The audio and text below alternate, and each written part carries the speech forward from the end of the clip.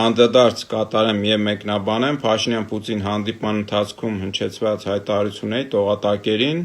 եւ բացատրեմ, թե իրականում ինչ էին հաղորդում միմյանց ասելով ժողովուրդներին, քանի որ այդ հայտարարությունները դիվանագիտական տարբեր խողովակներով եւ փակ հանդիպումների ընթացքում շարունակ իրենք ստանում են եւ լավ տեղյակ են, եւ այդ հայտարարությունները ուղղված են հիմնականում ժողովուրդներին, այսինքն հանրությանը, որպեսզի կարողանան process-ները գնահատել եւ հասկանալ ինչ է տեղի ունենում։ Եվ այսպես, Պուտինը հաղորդում է, որ մենք հասկանում ենք, որ ձեր մոտ ընտրություններ են, քարոզչական խոսույթները սրվել են, բայց հուսով ենք, որ մեր հարաբերությունների վրա դա վատ չի անդրադառնա։ Ասում է նաև, որ ՕԴԿԲ-ին եւ շարունակ ուղղված պրետենզիաներ կան, ապա պետք է փաստել, որ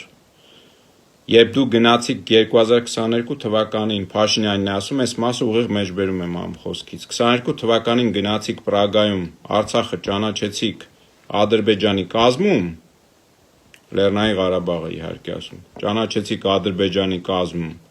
դա դարձավ Ադրբեջանի ներքին խնդիրը, եւ մենք այդտեղ առլևս անելիք չունենք։ Սա ուղիղ մեջբերում էր։ Սրանով ուզում է ասել, որ մենք տեսնում ենք, որ հատկապես նախընտրական շրջանում Հայաստանի ներքաղաքական դաշտում հայ ժողովրդին շարունակ դու եւ քո քաղաքական թիմի անդամները ասում եք, որ ռուսներն են Արցախը տվել Ադրբեջանին։ Այնինչ դու ես ճանաչել Արցախը Ադրբեջանի կազմում եւ հայ ժողովրդին հիշեցնում է, որ աշխարհը իրավունքի վրա է հիմնվում, այսինքն պետությունների շուրջ հարաբերությունները կառուցված են բացառապես իրավունքի վրա, ժողովուրդների միջև հարաբերությունները։ Երբ դու քո իրավունքից հրաժարվում ես հանրային աշխարհով մեկ, այն պետությունը, որ եկել էր քեզ օգնելու քո իրավունքը, դժվարին իրավունքի իրագործման օգնելու, նա այլևս այդտեղ անելիք չունի։ Սա է մեզ հաղորդում հայ ժողովրդին, որ մի տրվեք այդ ստերին, քարոզչության այդ կեղծ։ Հաջորդ հաղորդումը ո՞րն է նրա, ասում է, որ Եվրոպայի հետ երբ մերձեցում եք խաղում այդ կեղծ օրակարգը, սա իմ մեկնաբանություններն են, որտեղ իդեպ կցիտեմ խոսքը, ես կշեշտեմ, որ հանկարծ սխալ պատկերացում չլինի։ Հիմա ցիտում եմ, ասում է Եվրոպայի համար գազը $600 է, իսկ Հայաստանի համար 100 քանից շուրջ 4 անգամ քիչ։ Մեկնաբանում եմ, ինչ է սա նշանակում։ Սա նշանակում է, որ Պուտինը ասում է,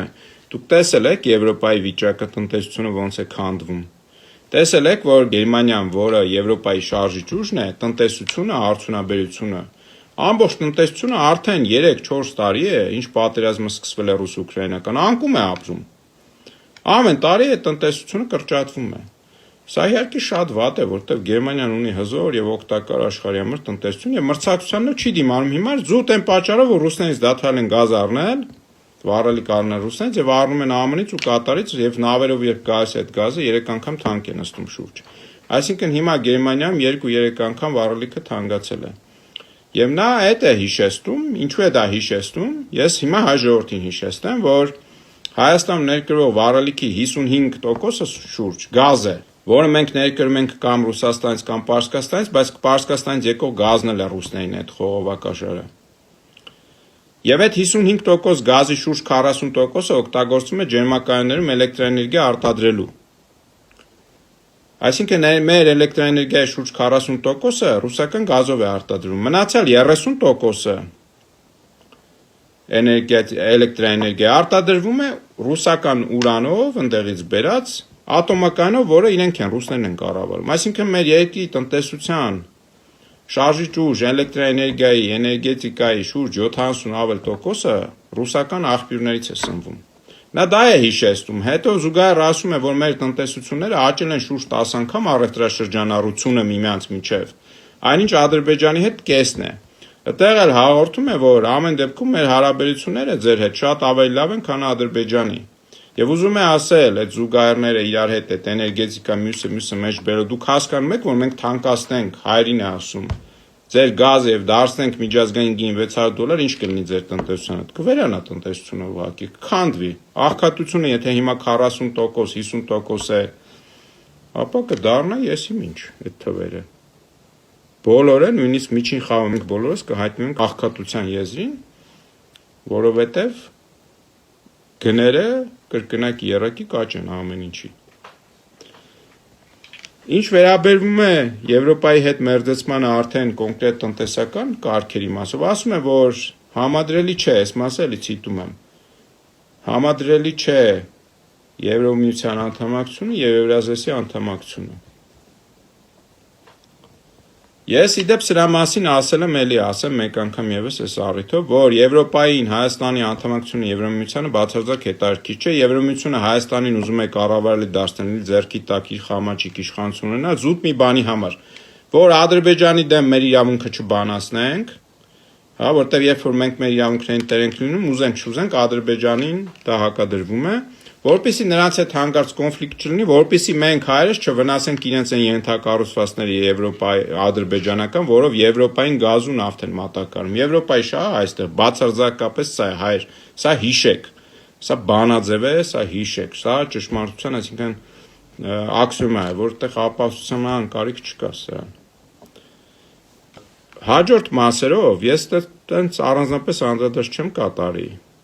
այն մասով, որ օրինակ ասում է Հայաստան ռուսամետ ուժեր կան,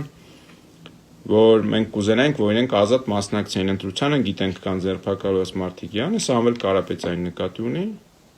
Եվ այստեղից սկսած նաև հիմա ասեմ, թե Փաշինյանը ինչպես է պատասխանում Պուտինին,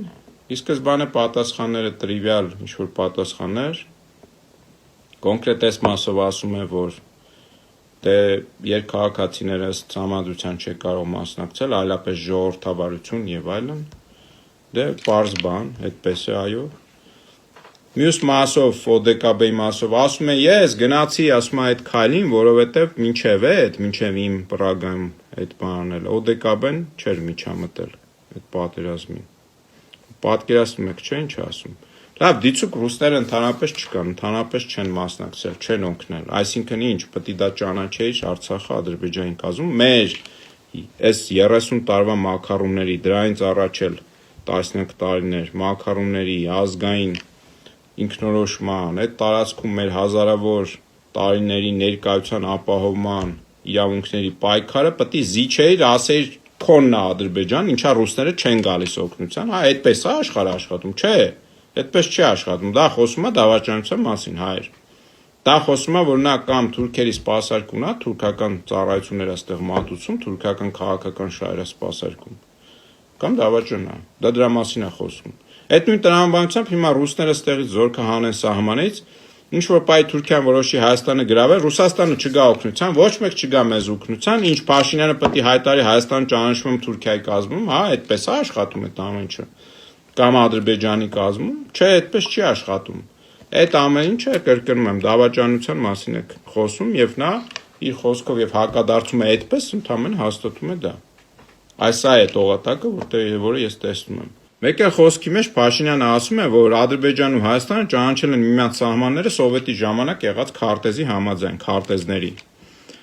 Այնինչ Ադրբեջանը չի ճանաչել, բայց այդտեղ ամենակարևորը նա է, որ սրանք այս իշխանությունը, որ իբր թե ձևանում են ինքնիշխանության համար պայքարող ռուսներին դեմ եւ այլն, օկուպացիայի դեմ, գաղութարարության դեմ, հիշում են, որ առաջին հանրապետությունը դադարել է, որտեղ սովետներն են եկել գրավել ու այդ քարտեզները իրենք են որոշել, ոչ թե հայ ժողովուրդը իր պայքարի ընթացքում ձեռարվել է այդ սահմանները։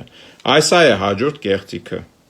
որ իբր թե իրենք ինքնիշխանության կողմնակից են, բայց ընդունում են սովետի պարտադրած քարտեզը, սահմանները։ Այն մյուս մասը Եվրոպայի հետ մերձեցում ասում է դե մենք քանի դեռ հակադրություն չկա հնարավոր է համադրել կհամադրենք մեր ու Եվրազիայի հետ այդ հարաբերությունները, ինչ հետո երբ որ պահը գա մենք կորոշենք, այդ ասում ժողովուրդը կորոշի։ Բայց ժողովուրդը ո՞նց է որոշում։ Ժողովուրդը շարունակաբար տասնյակ մեդիաներով եւ կեղծ քարոզիչներով ու կեղծ մեկնաբաններով ու սուտ վերլուծաբաններով որ ստեղ IQ-ն 100-ից ցածր է, բայց որոշել է վերլուծաբան լինի, իրականում փողով, ասենք քարոզիչը, հաջորդին շարունակ խափում են, կեղծ ինֆորմացիա են տալի։ Մարդուն որ կեղծ ինֆորմացիա տաս խափես, ի վնաս իրեն որոշում կկայացնի։ Այդ մարդու ունակ չի լինի ճիշտ որոշում կայացնելու։ Հիմնական այս թեզերը սա է, որ ես կարևորել եմ եւ ուզեցի մեկնաբանել ձեզ համար, հայր ջան,